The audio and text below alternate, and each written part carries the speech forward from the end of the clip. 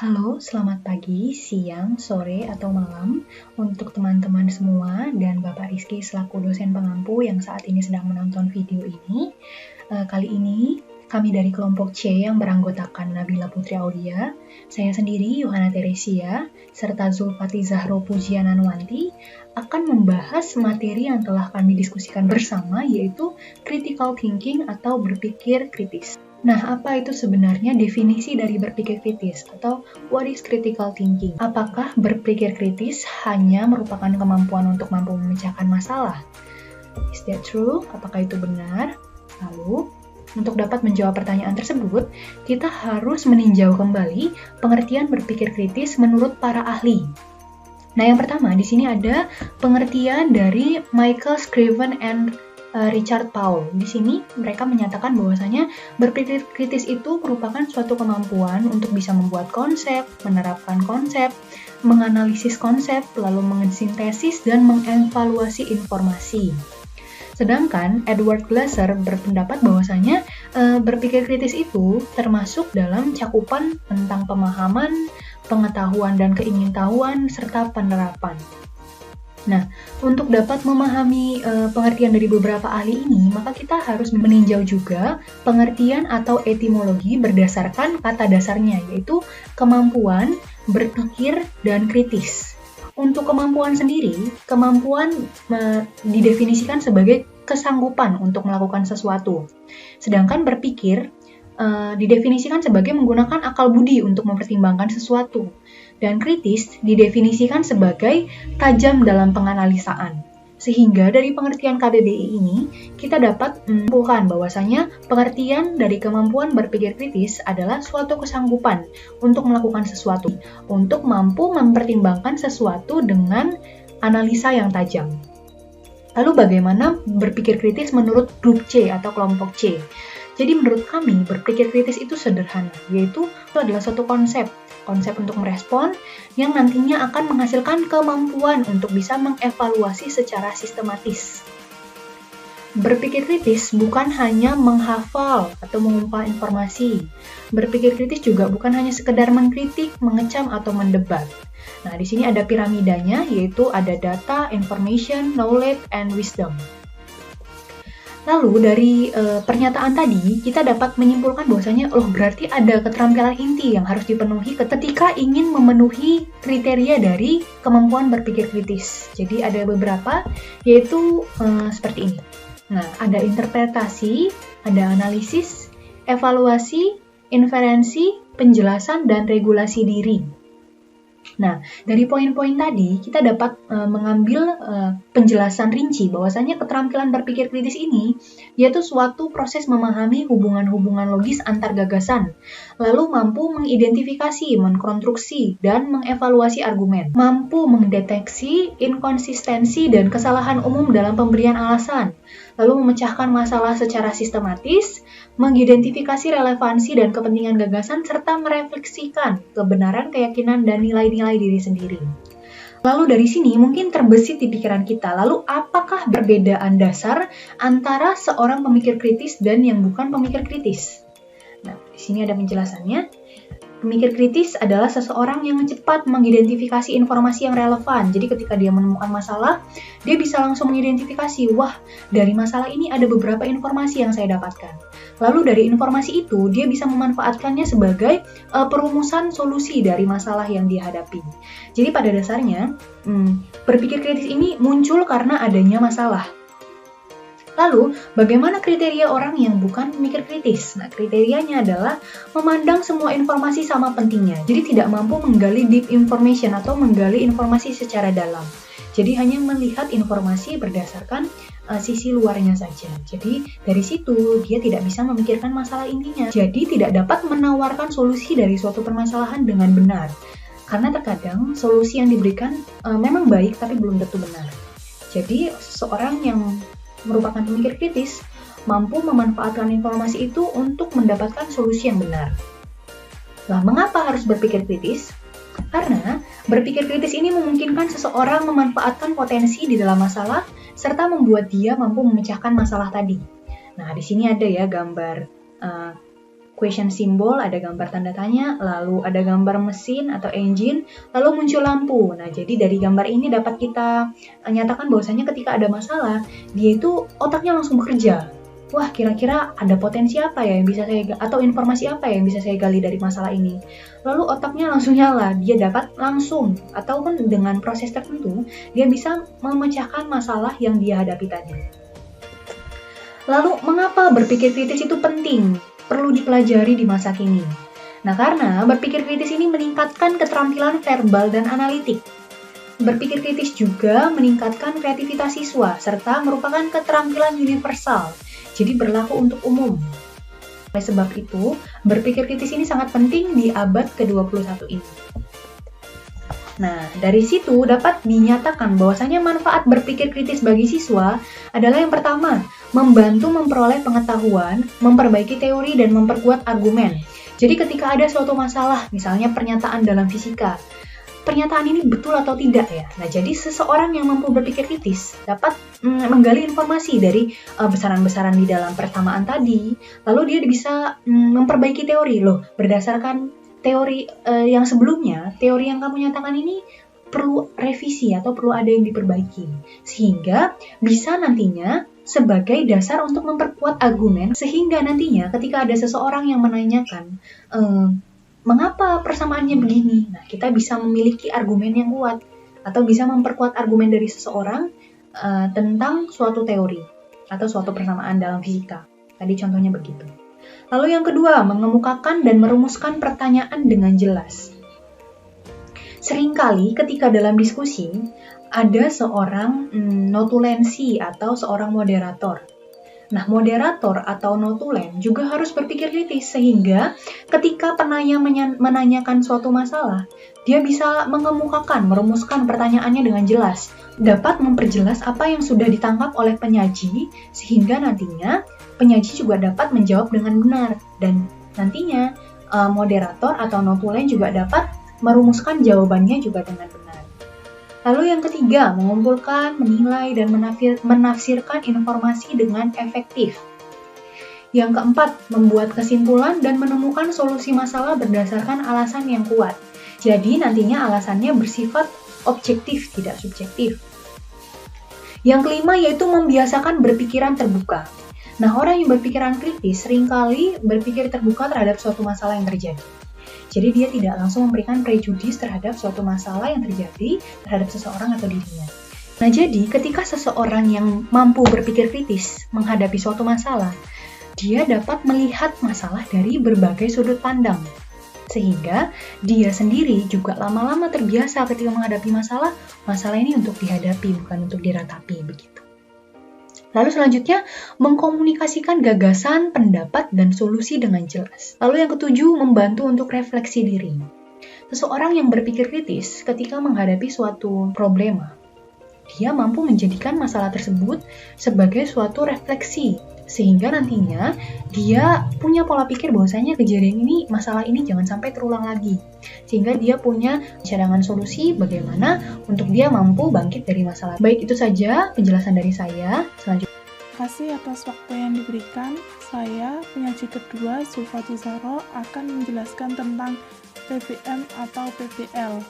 PBM, pembelajaran berbasis masalah, adalah suatu pendekatan pembelajaran yang menggunakan masalah dunia nyata sebagai suatu konteks bagi peserta didik untuk belajar tentang cara berpikir kritis dan keterampilan pemecahan masalah, serta untuk memperoleh pengetahuan dan konsep yang esensial dari materi kuliah atau materi pelajaran.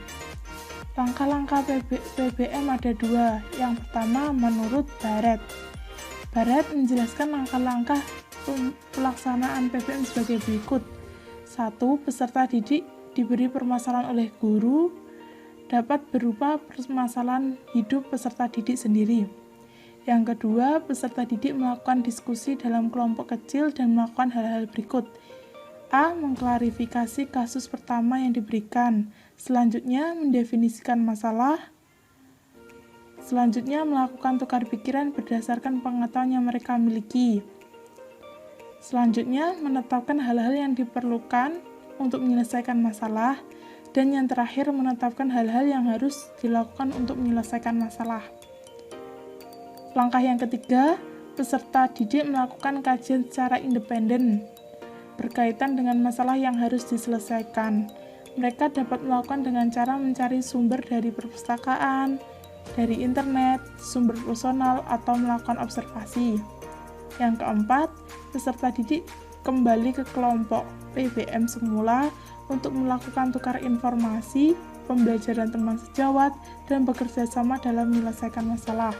Yang kelima, peserta didik menyajikan solusi yang mereka temukan.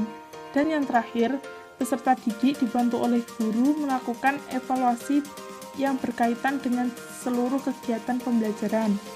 Hal ini meliputi sejauh mana pengetahuan yang sudah diperoleh oleh peserta didik, serta bagaimana peran masing-masing peserta didik dalam kelompok. Selanjutnya, langkah-langkah menurut Byung-woo. Yang pertama, mengidentifikasi masalah. Yang kedua, mengidentifikasi memecahkan masalah. Yang ketiga, membuat rancangan penyelesaian masalah. Yang keempat, belajar berpengetahuan baru. Yang kelima, menerima pengetahuan baru. Dan yang terakhir, menilai dan merefleksikan dalam kehidupan sehari-hari. Problem-based learning memiliki andil yang cukup besar dalam mengembangkan kemampuan berpikir kritis peserta didik. Kemampuan berpikir kritis peserta didik dapat dikembangkan dalam proses pembelajaran melalui langkah-langkah pembelajaran model masalah. Salah satu karakteristik model ini ada pada penyajian masalah sebagai fokus pembelajaran. Masalah yang digunakan bersifat konseptual dan otentik bagi peserta didik. Hal ini sesuai dengan tingkat perkembangan kognitif peserta didik.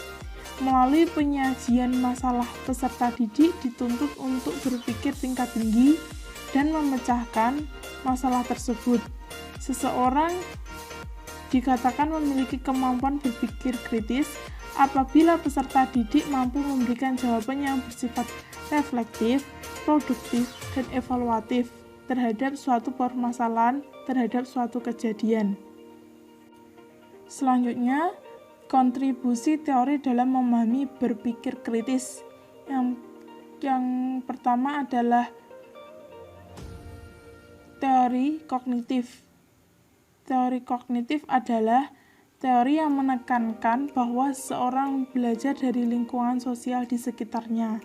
Berdasarkan teori Bandura, fungsi manusia dilihat sebagai sekumpulan interaksi yang meliputi faktor personal, perilaku, dan peristiwa-peristiwa di lingkungan sekitar.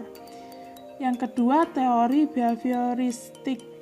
Menurut B.F. Skinner, teori belajar behaviorisme adalah hubungan antara stimulus dengan respon yang ditunjukkan individu atau subjek terjadi melalui interaksi dengan lingkungannya.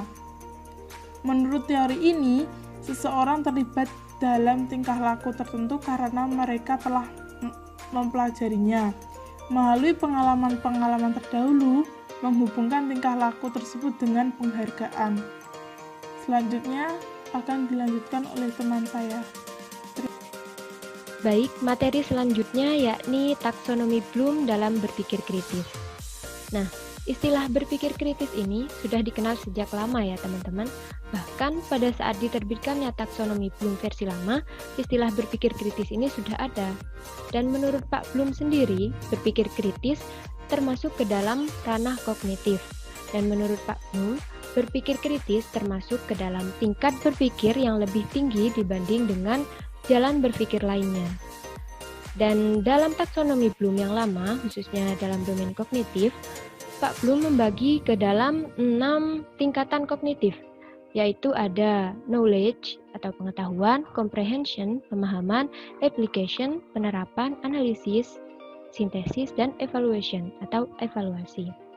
Dan menurut Pak Bloom sendiri, 3 tingkatan terakhir pada taksonomi Bloom versi lama ini, yaitu analisis, sintesis, dan evaluation, merupakan salah satu bentuk kemampuan dalam berpikir kritis. Nah, selanjutnya apa sih perbedaan antara berpikir kritis dan berpikir kreatif? Sebelumnya pasti teman-teman bertanya, kenapa kita harus mengetahui perbedaan antara berpikir kritis dan berpikir kreatif? Karena kebanyakan orang sering mengira bahwa berpikir kritis itu sama dengan berpikir kreatif. Bahkan ada seseorang yang sulit membedakan. Sebenarnya berpikir kritis ini seperti apa sih? Berpikir kreatif ini seperti apa sih? Seperti itu. Nah, oleh karena itu, di sini saya menyebutkan bahwa White pada tahun 1992 menjelaskan bahwa berpikir kritis itu lebih terstruktur, lebih rasional dan analitik, serta lebih berorientasi kepada tujuan. Sedangkan berpikir kreatif lebih intuitif atau berupa bisikan kalbu dan emosional, serta lebih kreatif, seperti itu. Nah, untuk lebih jelasnya, teman-teman bisa melihat pada tabel yang terdapat pada slide tersebut. Di situ ada beberapa perbedaan antara berpikir kritis dan berpikir kreatif. Yang pertama ada analitik. Nah, analitik di sini maksudnya adalah dalam berpikir kritis, itu cenderung berpikir secara analisis, cenderung menganalisis permasalahan. Sedangkan berpikir kreatif cenderung mencari sebanyak mungkin pemecahan masalah yang sifatnya masuk akal. Nah, jadi kalau berpikir kritis itu menganalisis permasalahan, kalau creative thinking atau berpikir kreatif itu cenderung mencari sebanyak mungkin pemecahan masalah, seperti itu. Yang kedua, berpikir kritis cenderung konvergen. Apa artinya? Konvergen sendiri artinya berpikir dengan fokus pada persoalan yang dihadapi. Sedangkan berpikir kreatif cenderung divergen atau berpikir dengan menghasilkan banyak ide. Nah, selanjutnya ada vertikal. Nah, vertikal di sini maksudnya berpikir kritis itu cenderung berpikir secara panjang. Jadi berpikir jangka panjang, berpikir jauh ke depan seperti itu. Sedangkan creative thinking cenderung lateral atau berpikir pendek. Jadi tidak berpikir dengan jangka panjang seperti itu. Selanjutnya ada probability atau probabilitas. Itu artinya memikirkan kemungkinan berdasarkan pengalaman yang ada, berdasarkan fakta yang ada. Sedangkan creative thinking cenderung possibility atau posibilitas. Artinya memikirkan kemungkinan berdasarkan pola pikir biasa. Jadi berdasarkan praduga dia sendiri, tidak berdasarkan fakta yang ada seperti itu. Nah, selanjutnya ada hipotesis testing. Jadi berpikir kritis ini cenderung menguji hipotesis. Sedangkan creative thinking cenderung hipotesis forming atau membuat hipotesis. Jadi sifatnya menduga-duga seperti itu. Nah, selanjutnya ada objektif. Maksudnya di sini adalah berpikir objektif yang mana menggunakan otak kiri. Dan sedangkan creative thinking berpikir subjektif dengan mengoperasikan otak kanan. Di situ juga ada answer dan unanswer. Jadi critical thinking ini adalah mencari jawaban seperti itu. Jadi mencari jawaban dari sebuah permasalahan. Sedangkan untuk creative thinking dia membuat sebuah jawaban. Jadi seperti menghasilkan ide seperti itu. Selanjutnya ada perbedaan berpikir kritis dengan konsep berpikir lainnya. Nah, kenapa kita perlu tahu? Kenapa kita perlu mengenal konsep berpikir lainnya? Agar kita bisa mengintrospeksi diri, agar kita bisa memeriksa kita termasuk ke dalam jenis berpikir yang mana. Apakah kita masih berpikir yang labil seperti itu ataukah sudah pada tingkatan yang luar biasa. Nah, di sini ada berbagai jenis konsep berpikir yang saya paparkan. Yang pertama di situ ada habitual thinking atau berpikir berdasarkan praktik masa lalu tanpa mempertimbangkan fakta saat ini. Jadi, habitual thinking ini cenderung berfokus pada fakta lama seperti itu, pada praktik masa lalu. Jadi dia ini terpaut dengan masa lalu saja tanpa berorientasi ke masa depan seperti itu. Kemudian yang kedua ada brainstorming, yaitu mengatakan apapun yang terlintas dalam pikiran. Dan ini cenderung sekedar mengumpulkan ide seperti itu tanpa melalui evaluasi apakah ide yang dimunculkan itu sudah sudah termasuk ke dalam fakta saat ini, apakah ide tersebut benar-benar mendukung permasalahan, apakah ide tersebut sudah bisa menjawab permasalahan, seperti itu. Yang ketiga ada creative thinking yang sudah dijelaskan pada penjelasan yang sebelumnya. Dan yang keempat ada prejudicial thinking, yaitu mengumpulkan bukti-bukti untuk mendukung pendapat sendiri tanpa mempertanyakan pendapat itu sendiri. Jadi maksudnya kita berpendapat, kita memiliki pendapat, kemudian kita berusaha mengumpulkan bukti-bukti untuk menguatkan pendapat kita tanpa kita analisis terlebih dahulu apakah pendapat kita itu sudah benar, apakah pendapat kita itu sudah tepat atau belum, seperti itu. Dan yang terakhir ada emotive thinking atau berpikir berdasarkan emosi, jadi secara emosional.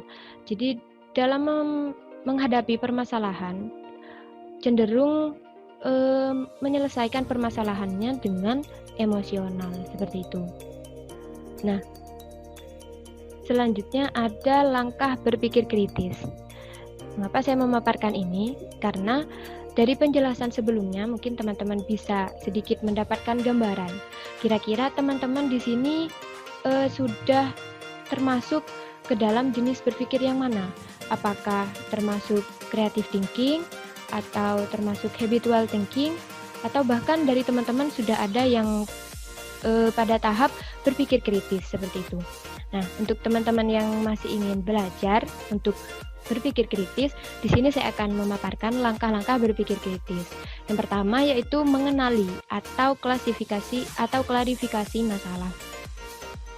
Yang kedua ada menilai informasi yang relevan. Dan yang terakhir ada pemecahan masalah atau penarikan kesimpulan. Maksudnya seperti apa? Di sini ada mengenali atau klarifikasi masalah. Jadi teman-teman harus mengenali terlebih dahulu, mengklasifikasi masalah tersebut. Jadi ini adalah masalah yang seperti ini. Jadi ini adalah masalah yang harus diselesaikan dengan cara yang seperti ini, seperti itu. Kemudian yang kedua menilai informasi yang relevan. Jadi maksudnya di sini teman-teman setelah mengenali masalah tadi, teman-teman harus bisa mengetahui langkah untuk memecahkan permasalahan tersebut. Nah, untuk memecahkan permasalahan tersebut pasti teman-teman membutuhkan informasi yang relevan untuk mendukung, untuk membantu teman-teman dalam memecahkan permasalahan. Kemudian yang dilakukan yaitu apa? Menilai informasinya, apakah sudah relevan atau belum? Apakah informasi tersebut dapat mendukung untuk memecahkan masalah tersebut atau belum? Seperti itu. Dan yang terakhir ada pemecahan masalah atau penarikan kesimpulan. Jadi di sini maksudnya adalah teman-teman harus bisa memecahkan masalah dari data-data yang sudah didapat tadi. Jadi setelah teman-teman menilai informasi dan sudah didapatkan data yang benar-benar mendukung, maka yang selanjutnya adalah teman-teman mengolah data tersebut sehingga masalah tersebut dapat dipecahkan. Seperti itu. Nah, contoh dalam fisika misalnya. Jadi misalkan diberikan suatu persoalan. Yang pertama yaitu mengenali masalah. Jadi teman-teman mengenali terlebih dahulu. Oh, ini adalah persoalan pada bab hukum Newton misalnya. Kemudian langkah kedua menilai informasi yang relevan. Kira-kira rumus-rumus pada hukum Newton itu apa saja? Seperti itu. Nah, dan kiranya pada persoalan tersebut membutuhkan rumus yang mana? Apakah hukum 1 atau hukum 2 atau hukum 3 seperti itu.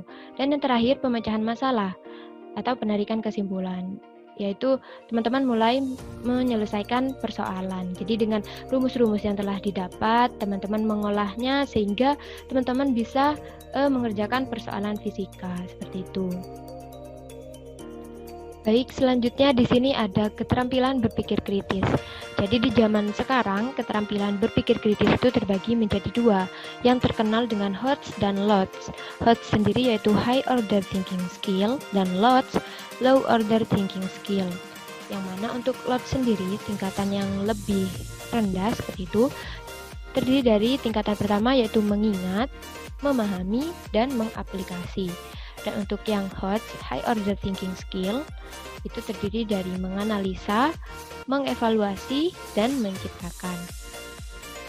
Nah, sedikit kutipan untuk teman-teman semua bahwa pembelajaran HOTS mampu menjadikan siswa berpikir sistematis, belajar menganalisis suatu masalah dari berbagai aspek, serta mendidik siswa percaya diri dan meningkatkan kemampuan berpikir kritis serta kreatif. Nah, di sini ada dua contoh soal, yang mana kedua soal ini adalah salah satu contoh soal HOTS yang membantu meningkatkan siswa kita untuk berpikir kritis. Untuk yang di sebelah kiri, ini adalah salah satu contoh dari menganalisis. Jadi, untuk menyelesaikan permasalahan ini, siswa terlebih dahulu harus menganalisis besaran-besaran yang ada di dalamnya, seperti itu. Dan untuk yang soal kedua, itu adalah bentuk soal sebab akibat, yang mana soal ini adalah salah satu bentuk soal jenis evaluasi, mengevaluasi. Jadi untuk memecahkan persoalan ini, siswa harus lebih dulu tahu hubungan di antara indeks bias dan cepat rambat cahaya. Jadi dia harus mengevaluasi hubungan antara kedua besaran tersebut. Seperti itu. Sekian presentasi dari kelompok C tentang berpikir kritis. Jadi setelah berbagai pemaparan materi dari kelompok kami, semoga teman-teman semua bisa sama-sama melatih diri untuk berpikir kritis. Dan selamat mencoba. Sekian dari kelompok kami, kurang lebihnya mohon maaf, dan kami sampaikan terima kasih. Wassalamualaikum warahmatullahi wabarakatuh.